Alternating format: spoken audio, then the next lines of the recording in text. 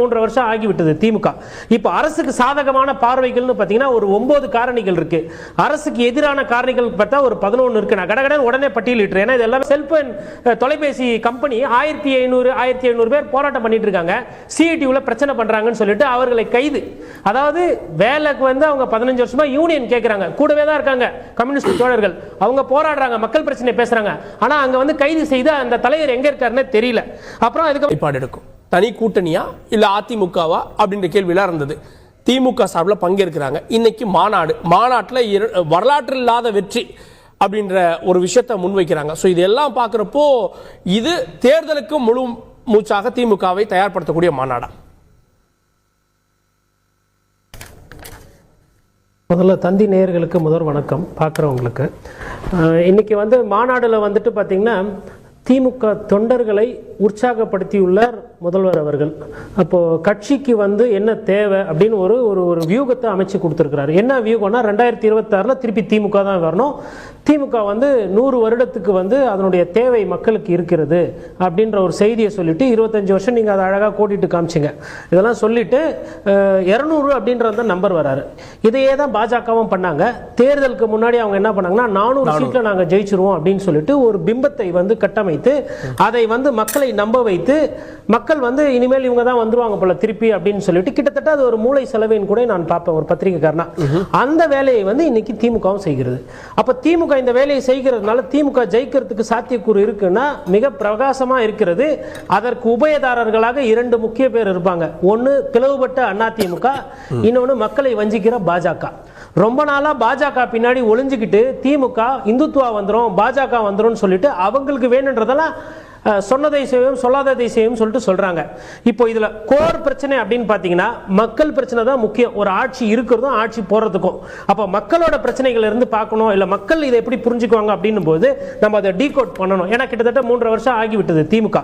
இப்போ அரசுக்கு சாதகமான பார்வைகள்னு பாத்தீங்கன்னா ஒரு 9 காரணிகள் இருக்கு. அரசுக்கு எதிரான காரணிகள் பார்த்தா ஒரு 11 இருக்கு. நான் கடகடன் உடனே பட்டியலிட்டுறேன். ஏன்னா இது எல்லாமே மக்கள் பிரச்சனை. இப்ப திமுக என்ன நினைக்குது, ஏன் 200ன்னு அவங்களை எங்க இருந்து அந்த நம்பிக்கை வருது அப்படின்னா அதிமுக திமுக வாக்கு விகிதாச்சாரம் 3% தான். அந்த 3% கம்மியா இருந்தா கூட அவங்க ஏன் இதை நம்புறாங்க? நாங்க 2020 திருப்பி ஜெயிப்போம்னா ஒன்னு பிளவுபட்ட அதிமுக, ரெண்டாவது விஜயோட அரசியல் வருகை. அவங்க என்ன நினைக்கிறாங்கன்னா விஜய் வந்து நம்மளை எதிர்த்து ஓட்டு வாங்கினா கூட அது அதிமுக போற ஓட்டு தான். அதை விஜயை வாங்கிட்டா அப்ப பிளவுபட்ட கூட்டணி, பிளவுபட்ட பாஜக, பிளவுபட்ட அதிமுக, பாஜக, விஜய் வருகை, சீமான் அவர்களோட அந்த பேச்சு, திமுக எதிர்ப்பு பேச்சு. அப்போ திமுக எதிர்ப்பு ஓட்ட சீமான் அவர்களும் பிரிக்க போறாரு. அதுக்கப்புறமா பாத்தீங்கன்னா அவங்களுக்கு ஜிஎஸ்டி, மத்திய அரசினுடைய பிரச்சனைகள், இந்த பெட்ரோல், இது வந்து 5வது காரணி.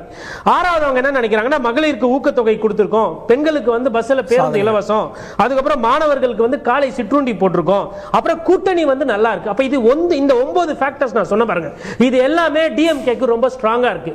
கூட்டணி உறுதியா இருக்கு, மாணவர்களுக்கு காலை சிற்றுண்டி, பெண்களுக்கு இலவச பஸ், அதுக்கப்புறம் மகளிர் உதவித்தொகை, பிளவுபட்ட அதிமுக, விஜய் வருகை, சீமானனோட அரசியல், பிஜேபி எதிர்ப்பு, ஜிஎஸ்டி, இதெல்லாம் இவங்களுக்கு சாதகமா இருக்கு. இப்போ மக்களுக்கு எதெல்லாம் சோதனையா இருக்கு, இந்த ஆட்சியில் என்னென்ன பிரச்சனை பார்த்தீங்கன்னா சொத்து வரி சொல்லவே இல்லை ஏத்த போறோம்னு சொல்லிட்டு வர ஏப்ரல்ல திருப்பி 6% ஏத்த போறாங்க. சொத்து வரி 6% ஏறிச்சுனா உடனே தண்ணி வரி ஏறும். போனஸ் ஏன்னா நம்ம நிறைய சம்பாதிக்கிறோம் இல்லையா, மக்கள் சம்பாதிக்கிற காசை எங்க வைக்கிறதுன்னு தெரியாத காரணத்தினால் இவர்களுக்கு வரியா அழுகணும் மக்கள். அப்ப சொத்து வரி, தண்ணி வரி, அப்புறம் மின்சார விலை, அதுவும் பாத்தீங்கன்னா 12 வருஷத்துக்கு ஒரு வாட்டி அது பாட்டு ஏறிக்கிட்டே இருக்கும். காம்பவுண்டிங்ல ஏறும். போன வாட்டி 5% சேர்த்து திருப்பி வரும்போது மறுபடியும் 5%. அதுக்கும் மக்கள் தயாராகணும். அதுக்கப்புறம் வந்து தனியார் மய கொள்கை. நேத்து கூட ஒரு செல்போன் தொலைபேசி கம்பெனி 1500 பேர் போராட்டம் பண்ணிட்டு இருக்காங்க. சிஐடியூல பிரச்சனை பண்றாங்கன்னு சொல்லிட்டு அவர்களை கைது. அதாவது வேலைக்கு வந்து அவங்க 15 வருஷமா யூனியன் கேட்கறாங்க. கூடவே தான் இருக்காங்க கம்யூனிஸ்ட் தோழர்கள். அவங்க போராடுறாங்க, மக்கள் பிரச்சனை பேசுறாங்க. ஆனா அங்க வந்து கைது செய்த அந்த தலைவர் எங்க இருக்காருன்னு தெரியல. அப்புறம் அதுக்கப்புறம் பார்த்தீங்கன்னா ரெஜிஸ்ட்ரேஷன் டிபார்ட்மெண்ட்ல விலையேத்தியாச்சு. பைக்கு, காரு, ஆட்டோ இதுக்கெல்லாம் போய் பாத்தீங்கன்னா அந்த ஆர்டிஓ பர்மிட் இருக்கு பாருங்க, அதையும் விலையேத்தியாச்சு. பால் விலை ஏத்தியாச்சு. அதுக்கப்புறம் டாஸ்மாக்ல ஒரு 2-3 வாட்டி விலை ஏத்தியாச்சு. அப்புறம் ட்ரக்ஸ் இருக்குன்னு நான் சொல்லல, கூடவே கூட்டணியில் இருக்கிற அண்ணன் திருமாவளவன் அவர்கள் சொல்றாரு மாணவர்கள் குழந்தைகள் கிட்ட ட்ரக்ஸ் போகுது அப்படின்னு எல்லாரும் சொல்றாங்க, அவரும் சொல்றாரு. அரசு ஊழியர்களுக்கு நிறைய பிரச்சனை இருக்கு. அரசு ஊழியர்கள் கோரிக்கைகளும் சரி செய்யப்படவில்லை. குறிப்பா ஆசிரியர் பெருமக்கள், எங்களை வந்து நீங்க வந்து ஏதோ டெம்பரரி ஒர்க்கர் மாதிரி ரொம்ப மோசமா நடத்துறீங்க, ஆசிரியர் பெருமக்கள் நன்றாக நடத்த வேணும். காரணம் என்னன்னா அடுத்த தலைமுறைக்கு ஒரு ஊக்கமும் உற்சாகமும் கல்வியும் அறிவும் கொடுக்கிற இனம் அவங்கள சரியா பண்றது இல்ல. இது இல்லாம இந்த அரசு ஊழியர்களால அரசுக்கு இது பிரச்சனை, அரசு ஊழியர்களுக்கு மக்களுக்கு என்ன பிரச்சனை? லஞ்ச லாவண்யம் அதிகமா இருக்கு.